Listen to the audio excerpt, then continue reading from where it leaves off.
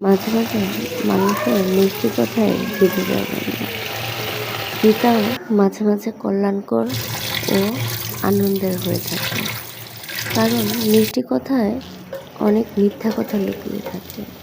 আর তিতা কথা তিতা লাগলেও সত্যি থাকে, যেটা আপনার খানিকের কষ্টের কারণ হলেও পরবর্তীতে আপনার জন্য কিন্তু মঙ্গলজনক।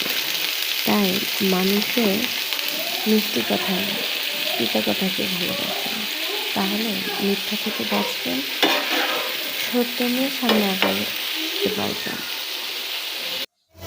করলা ভাজি কিন্তু আমার অনেক ভালো লাগে।